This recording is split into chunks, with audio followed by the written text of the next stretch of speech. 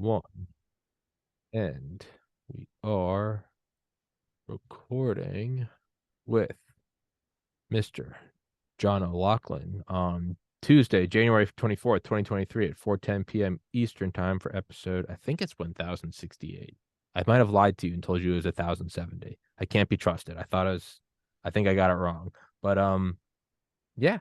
So I'm still figuring out all the bugs of doing this live. So you're getting the baptism by fire with me.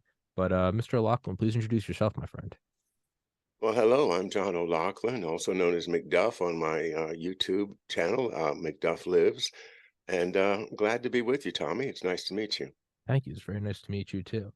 I guess what got you into the entire, I guess, I got introduced to you by, George Webb is what got you into just all things research? Just curious. Well, it's kind of like you know the story of the Odyssey with Odysseus, the Mhm. great hero that goes to war, and then he has a son, and the son, his name is Telemachus. And Telemachus is on a mission to find out what happened to his father. And I think that's probably the generation of this. It's probably something as natural and human as long as there's been men with sons. Mm. And so I've all my life been wondering what really happened to my dad. We of course had a basic story, but as as life unfolded, I finally got time to do a deep dive into it, and as a result of that, I was able to write this book, my book about my dad called McDuff Lives. McDuff lives. And your dad had a relationship with Kennedy, if I'm correct. Not directly, as far as I know. It's possible that he knew Bobby Kennedy, but it's just possible. I have no proof of that. The connection would be more indirect in that when President Kennedy decided to take the special operations away from the CIA, Hmm.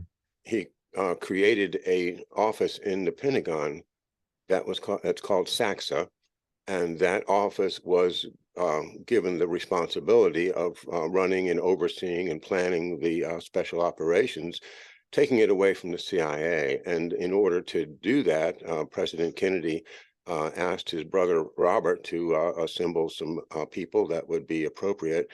And I don't not know the details or even whether my dad was directly recruited by Bobby Kennedy or whether it was more of a circuitous thing. But the idea was to have him be the planner of special operations for all branches of the service and all intelligence agencies under President Kennedy's new regime. And that was, everyone obviously knows the quote, uh, shatter it into a thousand pieces or splinter it into a thousand pieces and scatter it into the wind. But the real, I guess, oomph behind that was taking away the ability to do special operations. That was, I guess, what made it separate from other intelligence gathering agencies was that it had the power to enact. It had teeth, it had boots on the ground. And that kind of seemed that's they took away the bone from the dog, and that was no bueno in the CIA's eyes. Is that correct?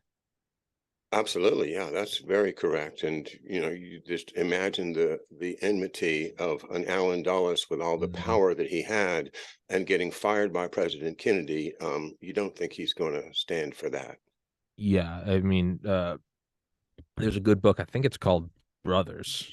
It might be called Brothers. I think it's by Stephen Kinzer. I could be butchering that, but it's about the Dulles brothers and their entire background. And the entire book is just painting the picture of these two behemoths in the intelligence, finance, international business world. And then Pretty Boy Kennedy comes along and just goes, "Nah, get out of here." And after reading that, like I had always known the Dulles brothers, but after reading that book, I read it, I think probably around this time last year. After reading that book, you get a much better sense of foreboding where you're like, that'd be like if someone had never heard of the sport of football. And I wrote a story about me picking up a football and I went to the park and played with a guy named Tom Brady.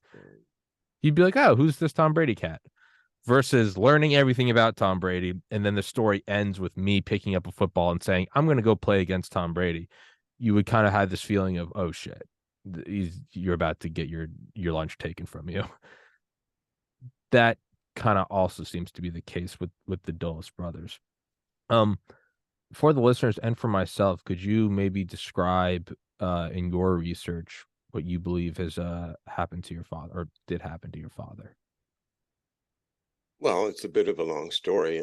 Let me first chime in on your reference to a very good book is an introduction to the Dulles brothers. It's called The Dulles Brothers and Their Secret World War. So Oh, don't forget the subtitle, because they're waging war.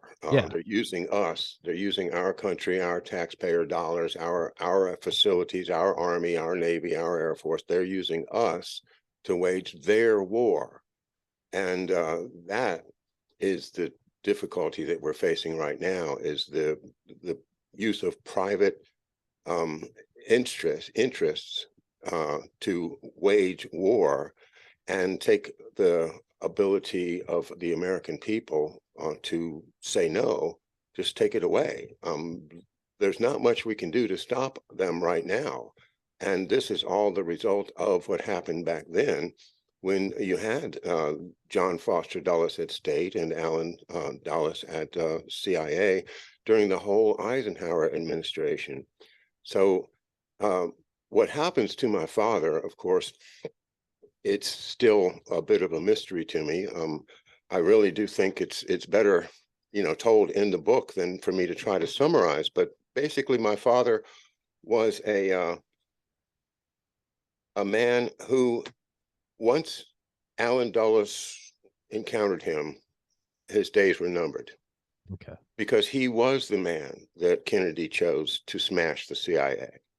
That's exactly what when you started the show, you hit the nail right on the head.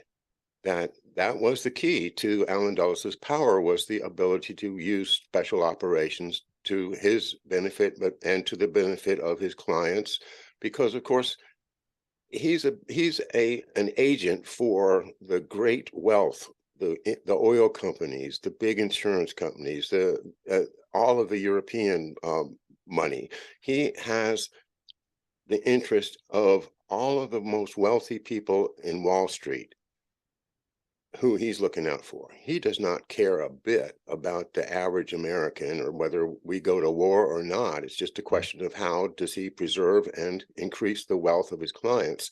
And that is a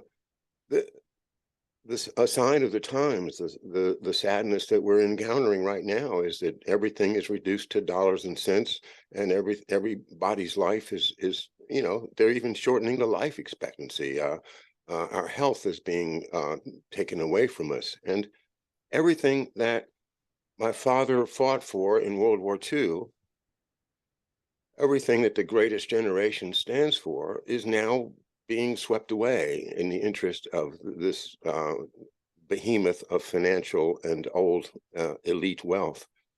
So my dad was there at Saxa from 1962, which was right after the Bay of Pigs, and then from 1962 until he died in 1971. He died on June the 6th, 1971, of cancer, and it's what I would refer to as fast cancer. The circumstances of it are highly suspicious.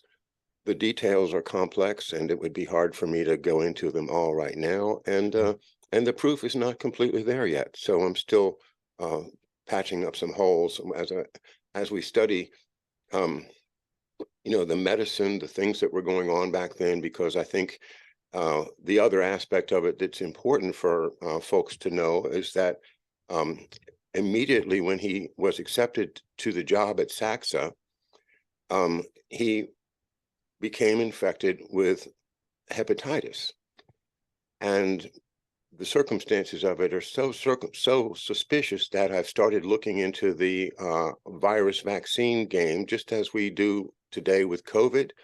Well, look at hepatitis B as something that they were working on in a similar way back in the 50s and early 60s. I've had a great benefit from a man named Nick on Twitter. He doesn't give his full name, but it's Nick from Twitter. If you're familiar with him, he's been very good to help me understand that aspect of it. So while I think it's more than possible, I think it's likely that my father was given a dose of this hepatitis B in order to weaken him, possibly to kill him, as he was placed in that office to take over the responsibilities of special operations for all the branches of government. So anyway, he lasted until 1971. His death being on June the 6th is a little bit eerie and A little poetic. resonates with a lot of other kind of funny coincidences that you find in his life and in other people's lives. So it just requires me to delve into all kinds of different things, from the virus vaccine and bioweapons scenario to the politics of it, and what was going on in the Pentagon, as well as what was going on in the CIA, because just because they're against the CIA doesn't mean that they're good guys either. You No. also have lots of people with different competing interests, and so yeah, I've dug into it now for about the past 4 or 5 years, doing one show a day generally, and really feeling good about it. I think we're making a lot of progress. No, I'll make sure to put the link to your book in the description, and I'll grab it and read it. And I would love to have you on specifically to talk about that. I'll do my due diligence. That is one thing I pride myself on, is if I get an author, I will read their book and I will do an episode with them about that. But yeah, it kind of a damned position though, right? Kennedy Oh is yeah. he's writing the check of, I'm gonna splinter the CIA into 1,000 pieces, but he's making your dad cash it. And like, that's between a rock and a hard place, right? You're doing the obviously they whacked Kennedy, but I mean they're gonna take out anyone involved with removing the teeth. And that's what special operations was. Under the it's hidden behind the veil of the flag of national security, of classifications of need to know, and like all things humans do, it's immediately infected and tampered by the least among us, who they take this dark shadowy intelligence agent. I mean, right, as a month after Kennedy was whacked, that Truman came out and said, I think a month to the day, so December 22nd, 1963. Yes, December 22nd, 1963. Truman came out and said, I never thought the CIA would have been used for cloak and dagger operations during peacetime. I think we need to reevaluate it. And that's the guy that brought it to life. Instantly, this thing is just immediately co-opted by financial interest, not just the military industrial complex, but I mean, like you said, oil, pharma, insurance, finance, media. They take this thing that is, it's like an invisibility cloak. If you had this invisibility cloak to go fight crime, how long until someone uses it to start robbing banks? And it's like, yeah, it's not to be pessimistic, but it's almost something you need to factor in with man, capital M, is that any power, it's the double-edged sword. It's okay, you can use it to put butter on bread. You can also use it to kill your mom.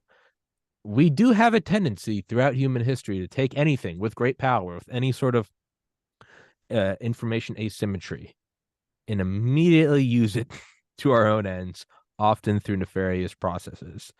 And that's immediate, and that's what, just 15 years after its 15 or 16 years after its inception. Yeah, no, CIA was 47, so 16 years after its inception, and it's already being used for these things. And now your dad's tasked with taking away the endless gift. Yeah, that puts it very well. And then, to continue from there, the war between these two factions, the CIA supporters and the CIA opponents, is expressed in this book by Douglas Valentine, which, I've interviewed Mr. Valentine several times. well, then, he's one of the great experts on the Vietnam War, on the Phoenix drug trade, program, on so CIA's so many organized crime. aspects of of what happened during my dad's life. And it so happens that in 1980, I think it was, he published this book called TDY. And it was a story based upon true events in which he changed the names and just used cover names for people he didn't know. Sure. And the character that sends out this mission, the mission is to photograph and videotape a drug deal that they knew was going to happen between the CIA and the Vang Pao drug army in Laos in 1967. So the secret mission is going out under Pentagon auspices to catch the CIA. This is a Wow. mission which has never been talked about. It's in this book. And the mission, the person that sends them out on the mission, he calls Mr. Hammer. Why does he call him Mr. Hammer? Because Mr. Hammer, the guy that Doug Valentine was describing, was a big bull-necked man wearing what he called a gabardine, which is one of those olive or drab suits that military people will wear when they're in Gotcha. civilian, Yeah, and like an and Eisenhower just a really MacArthur. really tough talking guy. Well, my dad had a bull neck. My dad was a very tough guy. I mean, he was tough. He was almost 6'4" and 240, and was a football player at Harvard. Oh, good So Lord. so he was monster. Yeah. I mean, compared to the most people of his generation, he was absolutely huge. Yeah. And anyway, so my dad is. Doug and I talked about it. We talked about it over and over. It is absolutely certain that my dad was Mr. Mr. Hammer. Hammer. So he's the guy that not only, after Kennedy's killed, keeps the mission alive. He obviously has allies that I don't know who they are, but he's there in Saxa working with generals and colonels, and they set that mission out. Now, the mission, if it had succeeded, world history would be different. Yeah. So, the answer, the end of the book is not going to be a happy ending. But the story, that the fact that it happened at all, Is and then the fact that, what, 30, 40 years later, the author Doug Valentine and I have gotten together on a entirely different reason.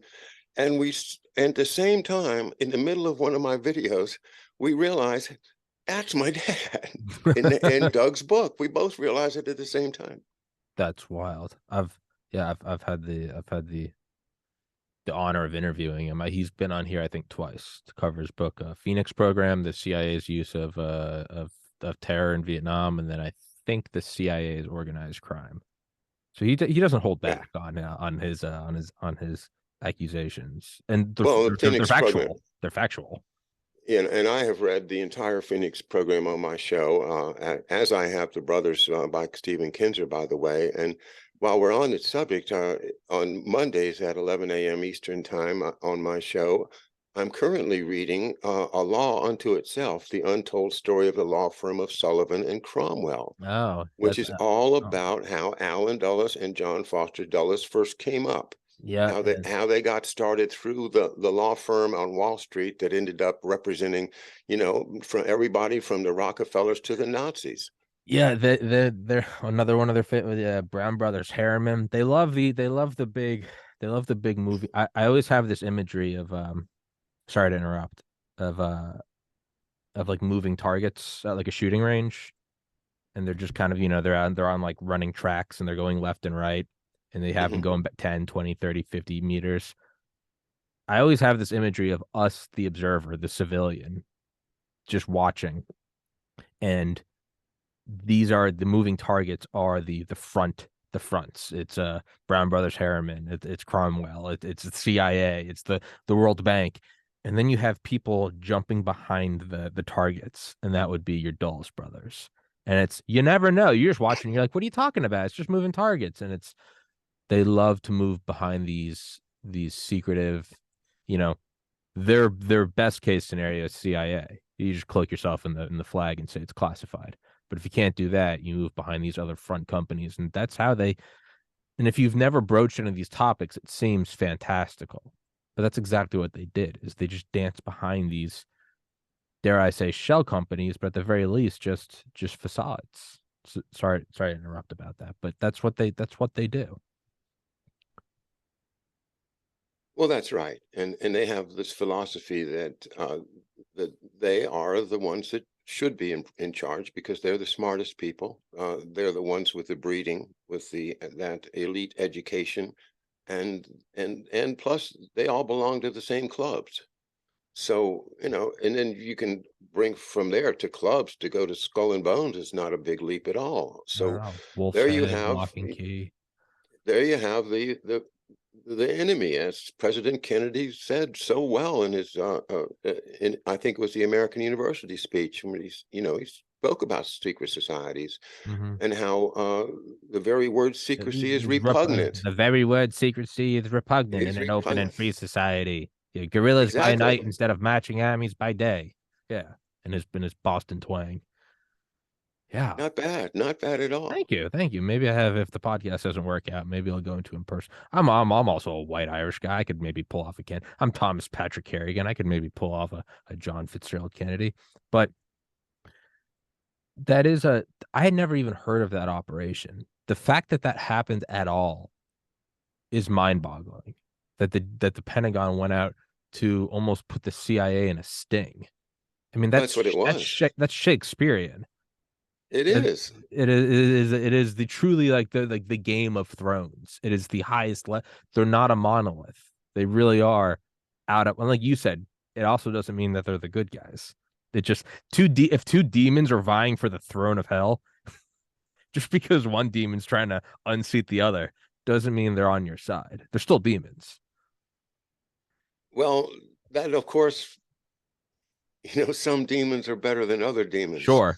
And that always reminds me of that wry joke in Master and Commander, the Patrick O'Brien movie where Mm-hmm. Captain Jack Aubrey is telling, he says to Stephen, the the non-sailor guy, he's got two little weevils fall out of his biscuit. He taps them on, and because they fall out, and he's, now Stephen, which of these weevils would you choose if you had to choose? And he goes over it over and over again. He says, "Well, I'll take the longer one. It looks like he's probably stronger and could probably manage better. And so I'll pick the long one." And Captain Aubrey says, "Wrong." He says, "In the British Navy, one must always choose the lesser of two weevils." And that's what I think we're in. We're in the British Navy now because we don't get choices. You can choose this weevil or that weevil, but you can't choose good. That's not one of the choices.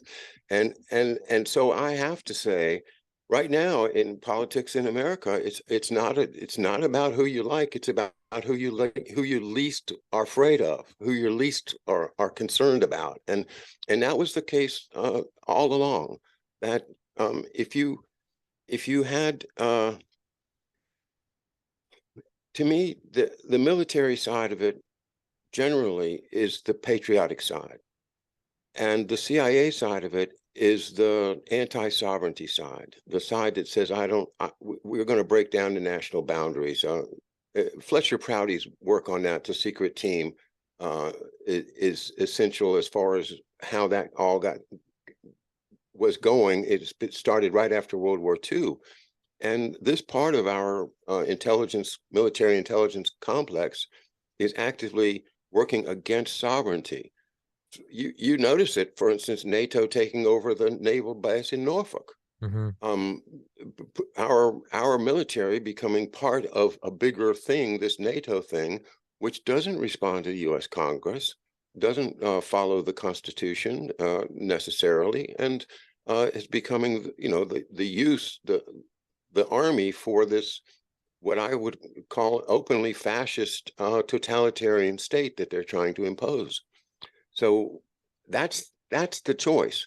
I would much rather have the people that believe in the Constitution, believe in the Declaration of Independence, and we can acknowledge that a lot of them in the past, and maybe even at the present, were racist. that's part of the culture. Where a lot of people grew up in a time when it was natural to be concerned about another race. That your grandparents, your parents would tell you, you know, don't go out with those people of that other color. There, you'll have a terrible life. You'll be poor. Hmm. Your children will never go anywhere, and you know, for other reasons, because they were ignorant. The fact is that up until more recent times, most people were afraid of the stranger, were afraid of people that didn't look like them. And it was easy for the financial and the other powers to control people by encouraging that fear, encouraging that separation.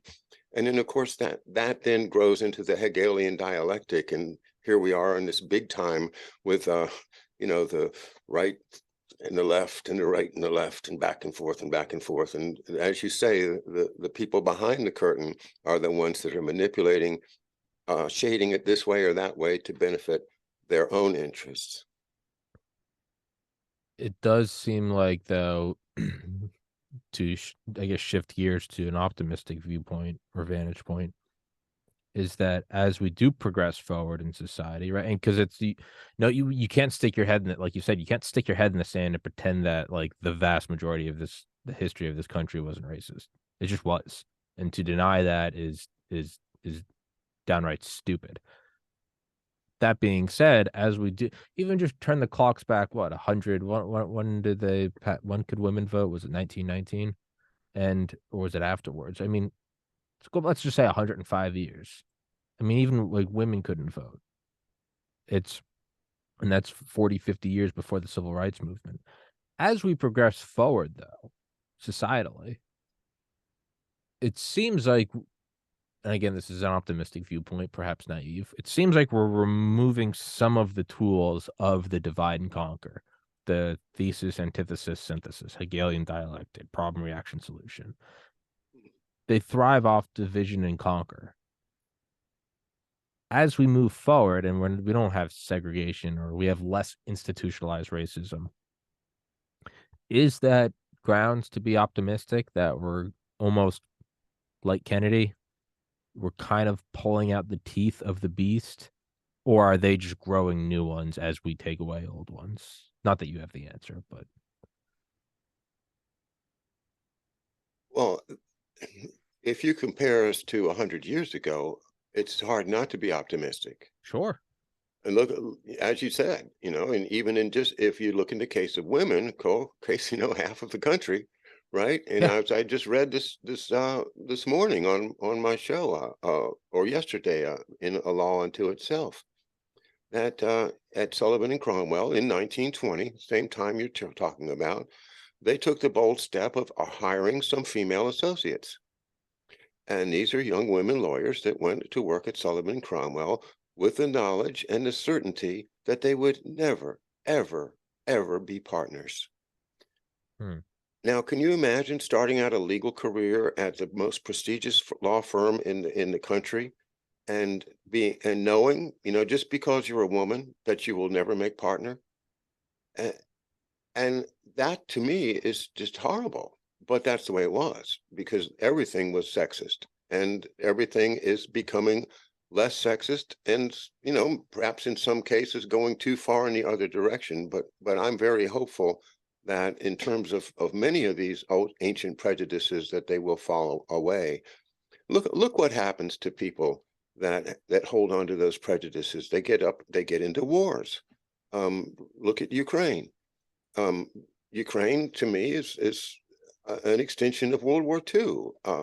Hmm. You have one side kind of favoring the Western European and the NATO and the kind of a more Catholic religion, and then the other side favors the Soviet Union, the more Orthodox religion, and or perhaps just everybody's pretty much neutral in many cases. But the division between the people of Ukraine is better than any gold mine to the Hmm. financial powers behind this war.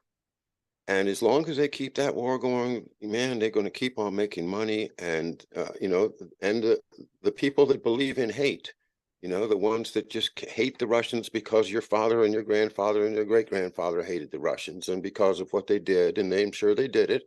And then the people that hate the Ukrainians and call them Nazis and all that, and they're absolutely right too, because the Nazis really were, and the Ukrainians, a lot of them were collaborationists doing some of the most horrible things. But that's 80 years ago. How long will it take for people to realize that that hate gets turned into death? That hate gets turned into just exploitation. And when this is over, who's going to own it? BlackRock, Vanguard, the great financial powers are buying the whole place up. That beautiful black soil, the bread basket of the world, Yeah. and as other people have pointed out, it's also the crossroads of an awful lot of important transportation and oil pipelines. So that central area there is exactly what the Hegelian dialectic does for the empire. It just allows them to let these two fight it out and then come in and pick up the pieces. The phoenix rises. We weren't 6 months out of Kabul before we've got a new thing. I mean, Hmm. it seems to give, and who knows, maybe I'm just generalizing everyone, but it seems to give no one pause that like the permanent war economy, it just, we drop it for 6 months. I mean, we were what? Cold War was over. We went a decade, and we went a couple years, and we went over to Iraq, and then we waited for about 8 more years and went back to Afghanistan and Iraq. We're withdrawn from Kabul. We don't even last a year. What was that? When was that? August. So August of 2022. So what? September, October, November, December, or of 2021. So yeah, August, September, October, November, December, January, February. We go 7 months, and then we're back in Ukraine. The machine keeps rolling forward, and I always think about the historian Dan Carlin. He's got the series Hardcore History. Absolutely fantastic. He does these like series of podcasts that take him like a year to produce 5 episodes, but they're better than any audiobook you'll ever listen to. And he's done like, Genghis Khan, he's done Alexander the Great. The only one I've listened to is Blueprints for Armageddon. It's about World War One. And it's like 6 parts, 4 hours each. Most incredible, better than any audiobook I've ever listened to. It is the most riveting thing you can listen to. And but he had this quote about how he was brought in to talk at like the Pentagon or something in like '03 for the invasion of Iraq. I guess they wanted like historical, I guess, guidance. And he later said he thinks it was just so they could check the box and say, look, we brought in a historian, they were going to do whatever. But the point of all this is he goes, the first half of the meeting is that they're talking about, what we're going to, at this point, it's on the news. Everyone, it's not like it's classified. We're going to go into Iraq. We're going to take Saddam. And he goes, but then the second 50% of the meeting, you saw the military industrial complex. It then came down to, where are we getting the armor? Where are we getting the tanks? Where are we getting the fuel lines? How are we going to provide these things to our allies? And how are we going to provide the replacement parts and, make sure not to give them everything because then they won't need us.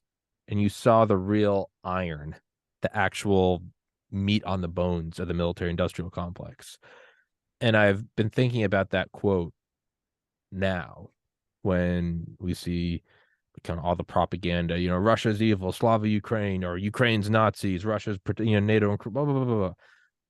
And then you just see the moment where the kaleidoscope aligns and the image just condenses for just a second. And it's just a headline. Zelensky meets with BlackRock about reconstruction of Ukraine. There it is. You see the thing, and then it's just as gone. Then we're right back into the news. Kanye West said this. But every once in a while you just see like the black cloven foot of the military industrial it sneaks out from behind the curtain, and very quickly they pull it back in, but you can just see it. There's just these moments of where it just crystallizes, and I don't know, I don't is there anything other to do than I mean, is the answer as easy as just stop hating one another? Because you're right, someone's always going to take advantage of that hate. Someone's always going to, no different than a windmill capturing wind or a solar panel capturing the sun. Someone's always going to use that waste heat energy of hate. Someone's going to use that, no different than a surfer catching a wave or a geothermal power plant capturing the heat of tectonic plates shifting. Whenever there is hate, which and if they can, stoke it and make it bigger, they'll do so. There is something to capture. No different than the Titanic going across the ocean because people are shoveling coals into the engines. Someone will always take advantage of that. And so long as there's someone with a slightly different skin color or just a moderately different faction of Christianity, somebody's licking their chops. And I don't know. I don't really know where I'm going with this whole rant. Well, you do hear people, European politicians, speaking about Slavs as different from us. They're different from us. Slavs have a different mentality. Well, do you remember? It used to be the Germans. Germans have a different mentality. They have this war thing inside them. They can't not be at war. That was the German thing. Now we've got the Slav thing, and it's all psychological warfare against people, against everybody, not just against the enemy. It's like things like Radio Free Europe, Radio Liberty.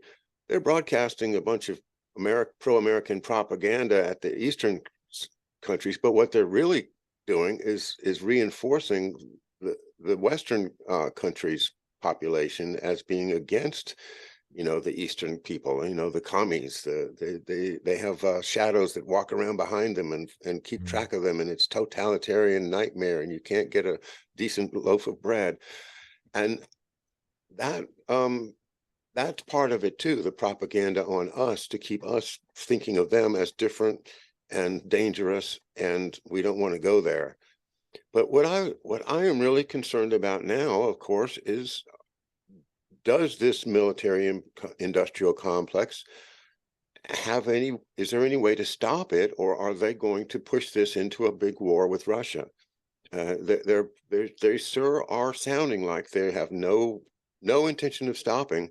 They're going to Moscow, just like Napoleon and Hitler. Let's on to Moscow. It seems to be the cry from our leadership, and the Europeans are being pulled into it. They're sending more and more tanks, and who knows whether this is going to get big or not. But I don't see it stopping. That's the problem. What's your opinion? Do you think we're heading towards a major conflict with Russia right now? Again, to quote Dan Carlin, he talks about, and he's not someone I normally quote. I don't know why I'm bringing him up now, but there's this part of Blueprints for Armageddon where he's talking about these generals. He's actually talking about Kennedy, and Kennedy is talking about World War One. Mm-hmm. And he's quoting how these generals afterwards were talking to each other. They might have been from different sides. I don't know, like Germany and Britain. And they're having a glass of whatever with it, drinking whiskey, smoking cigars. And one of them asks the other, how did it all begin? And the other looks at him and says, if only we knew. Because the more you learn about World War One, the more you learn it was just this system of safeguards. And there's this great quote, and it's like no one was actually there to fight. Everyone was fighting because someone else was fighting, and everyone was kind of, well, I'm just going because he's going. And it was just all these Bismarckian just treaties just going together, and the machine work started. And then Kennedy says, and he's talking about it during the Cuban Missile Crisis. He goes, I don't want something along the lines of, I don't want some survivors to be in a nuclear bunker 50 years from now and in an irradiated Earth, looking back and going, how did it all start? And the other goes, if only we knew. And so when I look at where we are now, I see the same naivety. You'll see headlines like, there couldn't be another world war. The world's too interlocked. That is verbatim what headlines were running in 1914. We are too civilized of a society. We are too mechanized. They had Model Ts and biplanes. We now think that we are too mechanized and too interdependent to go into a world war. So, whereas my gut says no, cooler heads will prevail, you're kind of hitting the nail on the head. Like, all right, do you see how it's going to slow down? No part of me rationally sees this slowing down. It's like an 18-wheeler coming down an icy hill. And we're like, well, it could apply the brakes at any time. And it's like, I don't know if the brakes are going to work, man. Like, we have this time, this distance between us and the 18-wheeler. We have this illusion that the brakes might work. But what happens when they hit the brakes and nothing happens? Then you just have a few fleeting moments of terror. So again, I'm 32 with a biology degree, so I'm not sure how, weighted my geopolitical opinion should be. But on one hand, I don't see us because it seems like a suicide pact for the planet of just thermonuclear holocaust. On the other hand, I don't see it stopping. I just think we have an unstoppable object with an immovable object and an unstoppable force. The Russians aren't going to back down from what they perceive to be a threat of their sovereignty and an encroachment of NATO and a bunch of Nazis. And we're not going to back down from backing the good guys against the evil Russian bear. And we're kind of powerless. And then we don't even know what are the real machinations behind it. In 100 years, there'll be some great books written about it. Like you and I are talking about the Dulles brothers and, Cromwell and Brown Brothers Harriman. And we don't even know who we think we know. We think it's the World Economic Forum. We think it's Davos. We think it's Vanguard. We think it's BlackRock, but that's what we know. So if you and I know it, then that's not even what the real thing is. There's something behind it. So I don't know. In short, my answer is I don't see it happening, but I can't rationally see why anything else would happen. So I think we're going towards it. I I think it's like an inability of my mind to comprehend what we're going towards. Because if you walk it out, you'd say, yeah, so we're heading towards thermonuclear holocaust. It's dividing by zero. The screen just turns into static. It's like, wait, what? You can kind of fathom after 9/11, we're going to war. You have an image of your mind, we're going to invade, and there's tanks and explosions and soldiers coming home in coffins. Like you can kind of conceptualize it as evil as it is. You can understand it. But there's this weird like event horizon. We're going over a waterfall. And we're just heading towards thermonuclear holocaust. What? Like that's Old Testament, New Testament. It's a no pun intended, but it is just a blinding white light of I guess I can't wrap my head around it because I imagine I won't be here to grasp it. I'll be vaporized. So I don't know. It's the toughest subject that we have to face, but we have to face it. And Sure. I would just, give you my feedback or Yeah, opinion as to what sure. you just said. First of all, I think you're right that it is going to keep going. I disagree that it's going to go thermonuclear. I don't think that's going to I happen. hope you're I, right. no, I don't think so. I think that, that way, um, it it just can keep on going. Thermonuclear it's over. Game's over. When the game's over, okay, they don't want the game to be over. No. But this is something that they can scare everybody with. So it keeps us all like, oh yeah, well, we better send another 100 tanks over to Ukraine, or else we'll, Oh, it's get gonna go blown up by thermonuclear. the Okay. Ruskies, right? Yeah.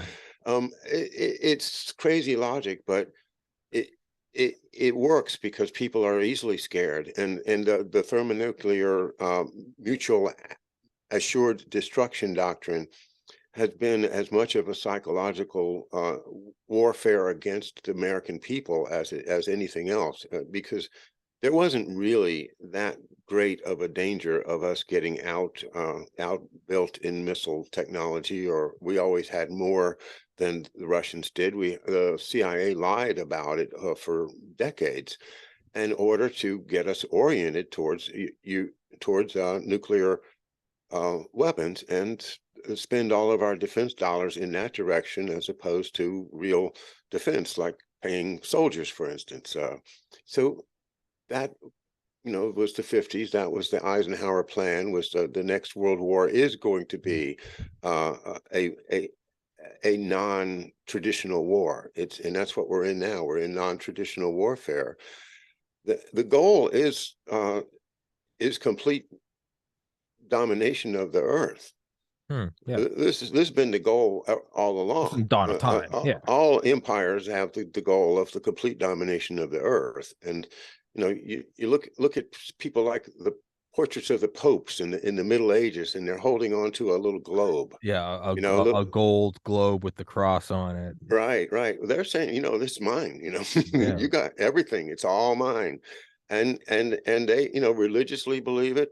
But more importantly, the old families believe it. The old Yeah. The Italian old Fundi, the old bloodlines. German bloodlines, the ones that ended up in England, and all of these people, they believe that they're entitled as well, entitled to rule, and that the idea of democracy is one of the worst ideas that's ever been thought up. That they are completely convinced that people will just screw everything up if you turn it over to them. Kind of of an elitist attitude that it seems to be inalienable. They can't get rid of it. They always going to think of themselves as being wiser, smarter, and more clever than anybody else, and entitled to exploit because of that. And everything becomes a matter of power and who can grab the most. And that's the imperial way, and that's why the United States was founded, is my opinion, is to fight against that, to give everybody a chance to actually be free of that totalitarian state that owns your body.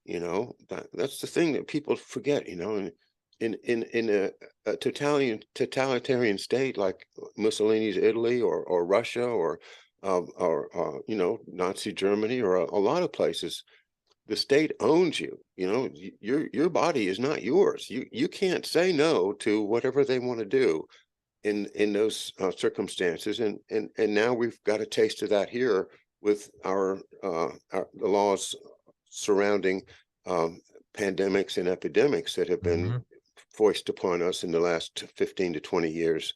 These new laws are substantial differences from ancient from traditional American um, uh, medical and public health policy, and turning all this over to a huge institution like the Department of Homeland Security is completely against the principles of the founding fathers that would have put health primarily in your hands, secondarily in your town or country or community's hands in case of hearing of contagious disease or epidemics, that the town marshal or the sheriff or the county judge or somebody could say, we're not going to let you leave your house until 2 weeks have gone by because you're sick.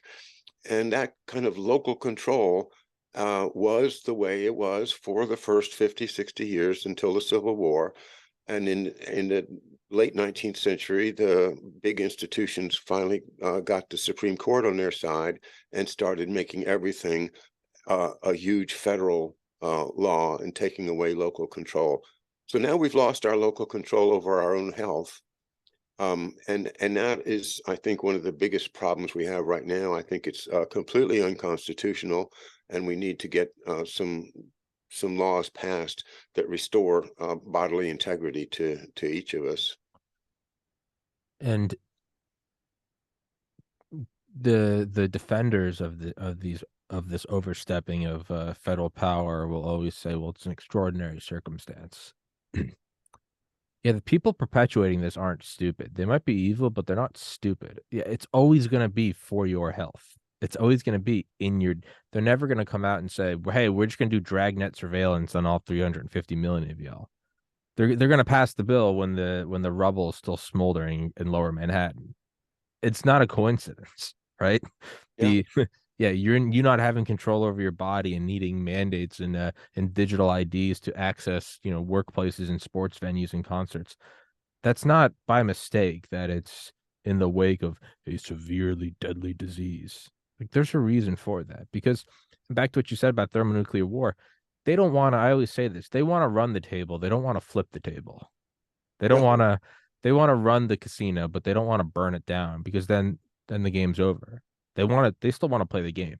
They still like yachts. They still like private planes. They still like, high-end call girls. but they will use it as a threat. And as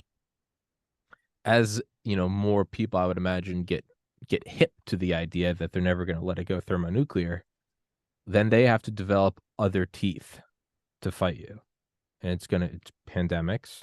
It's it's almost like a sequel. It's almost bad Hollywood writing. We're just back to Nazis versus Russians.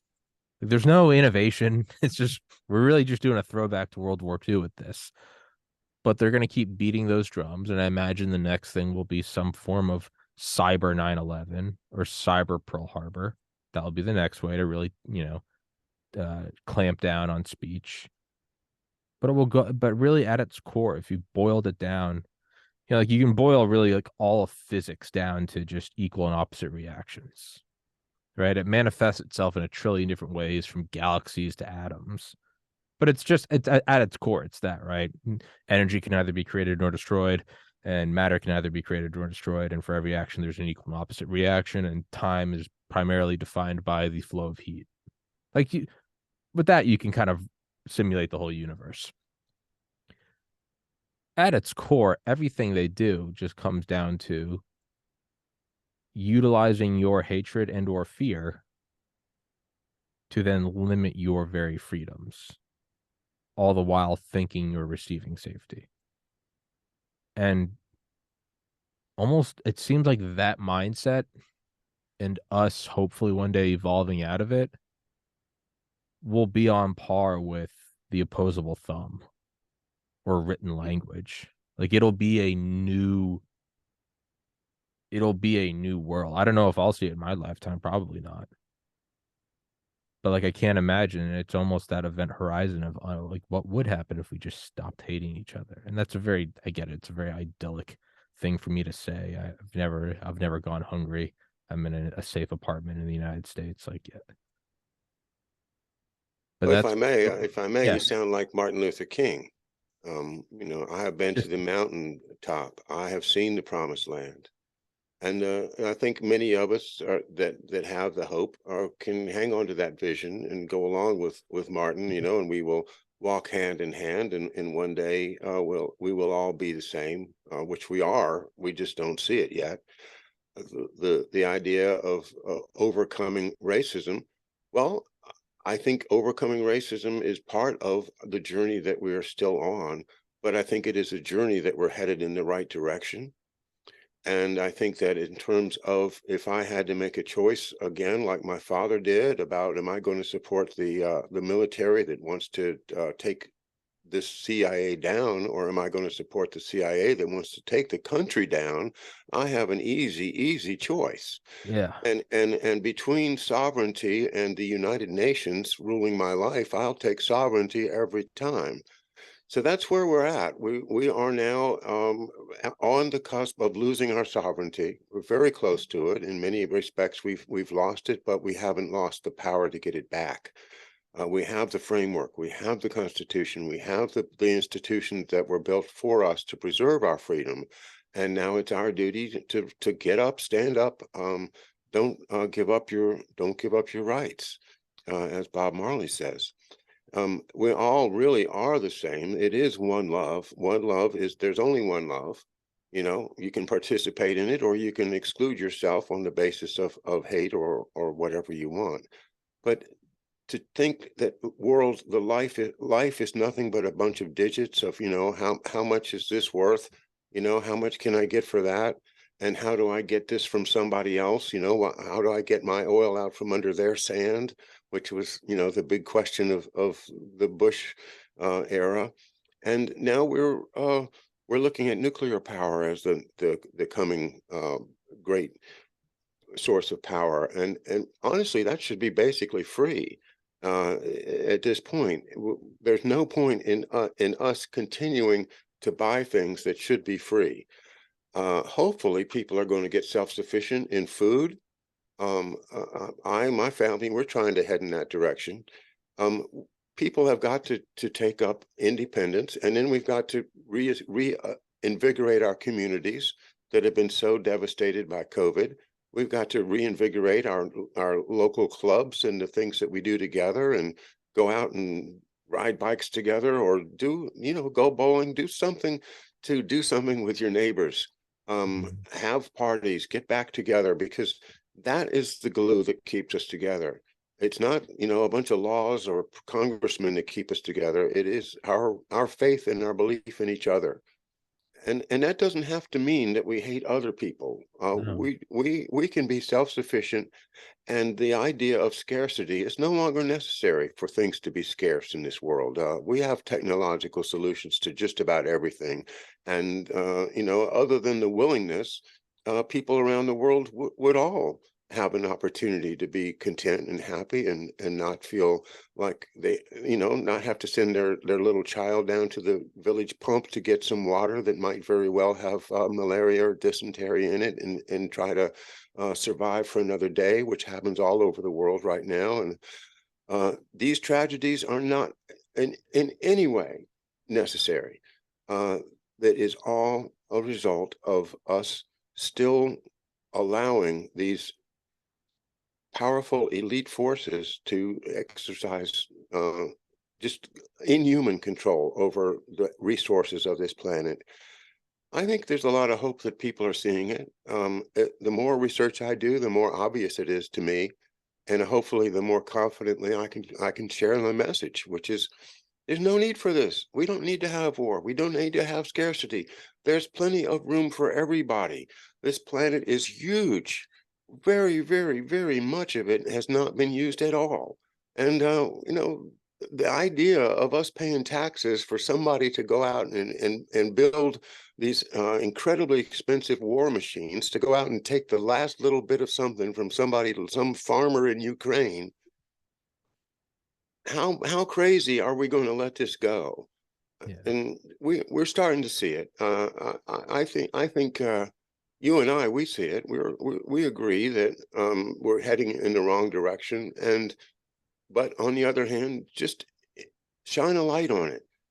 That's what a republic is, by the way. A republic is a public thing. It's something that has transparent government.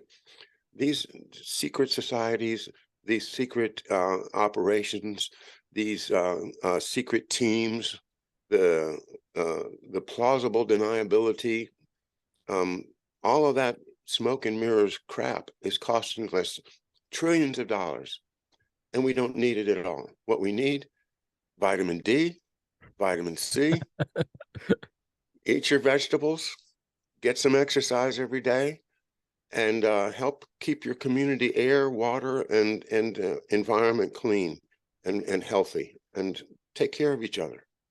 Um, that's my message. It really it is kind of part of it is funny in that the elites of the like you said, there's like they're never willing to negotiate on the idea that the average person won't just mess it all up. But Right. it's a total projection because they're the ones that want to run around in these cloak and dagger operations and assassinate and bomb and swindle. The vast majority of people just kind of want to take it easy. Like, and Yeah. there's like a 0.001% group of people who are just these like hyper hyper aggressive psychopaths, and they're projecting that on the rest of us. They're like they're all gonna mess it up, and it's like the vast majority of people kind of do have just like a Bob Marley mindset. Sure, there's some variation. I understand that's a generalization, but like it doesn't have to be this way. But I always think of that. Who was it? Was it Charlie Chaplin in the speech where it's like the Great Dictator? Hmm. Whatever it is, a movie, but I never watched it. But I have heard like the famous speech from it. And there's one line from it, and he said like he was like despair not. I'm gonna butcher it, but he was like despair not for the current era of kings and fascism is but a passing phase in the history of man. And when I first heard that in like 2012, I was like, that's so delusionally optimistic. And it's only been 11 years. And again, I don't know if I'll see it in my lifetime, but I do revisit that quote from time to time. And it's like, despair not, this is but a passing phase. And I think about it more in terms of like, yeah, knights in armor and like feudal fiefdoms, like that was a passing phase, as was the Bronze Age. as was the slave trade, as was on and on and on, as was, kings with divine right, as was pharaohs as living gods. I think this is but a passing phase. Now, it's been going on for a while, and it's probably going to keep going for a while. These phases do take a while. But I think I think at the end of the line we will get to a much more perfect world based on not even my own optimism, but just based on history. It does, despite all of the wars and the death machines, it does keep getting better. I mean, like we said, just go back 100 years, unrecognizable socially, despite World War I and World War II and Korea and Vietnam and on and on and on. I think it will get better. So I am in agreement with O'Loughlin 2024, vitamin D and clean air.